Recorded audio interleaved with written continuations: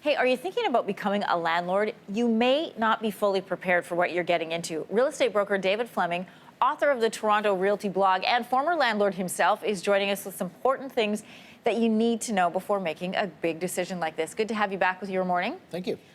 People see the dollar signs and they think, I'm ready to jump in. I'm ready to become a landlord. The first thing you say that we have to understand is that the tenant hunt is going to be a tough one.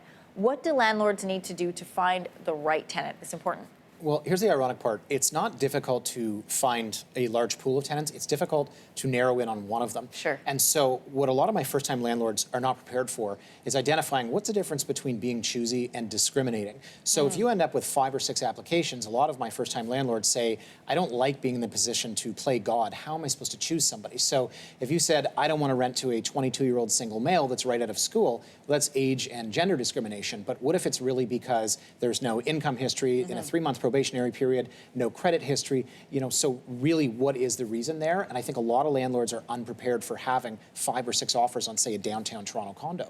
Interesting. Second thing any landlord should always know is their legal rights. Do you think the average person is probably surprised to know what a landlord can and can't do, even if it is your property? Yeah, I do. And I think that a lot of landlords believe, this is my asset. It's mine.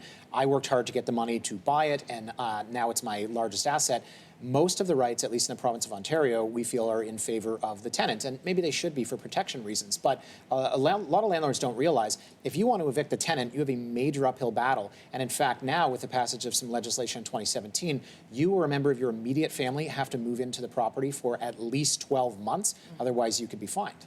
Yeah, and getting back to the first point, this is why it's so important to pick the right tenant, because it's very difficult to get rid of a bad one. Yes. Your third tip today for everybody is being a landlord is probably going to be a bit of a headache. Be ready to deal with that. And you learned this from personal experience. Share that with us. Yeah, and a lot of people assume because I'm in real estate, I own a bunch of properties. I don't landlord anymore. I didn't love the process.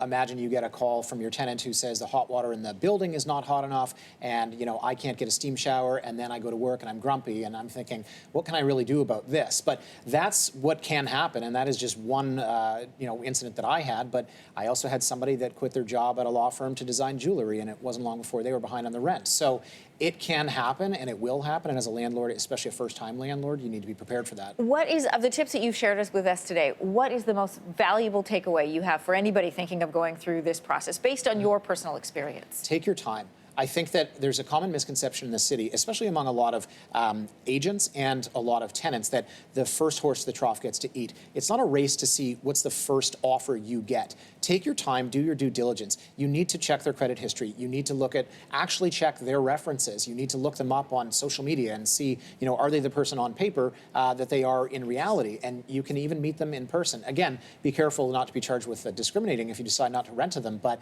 this is your largest and biggest asset. Be choosy and take your time. It's not a race to get a tenant in there. David, thanks so much for coming in this morning. Thanks for having me. Good information as always.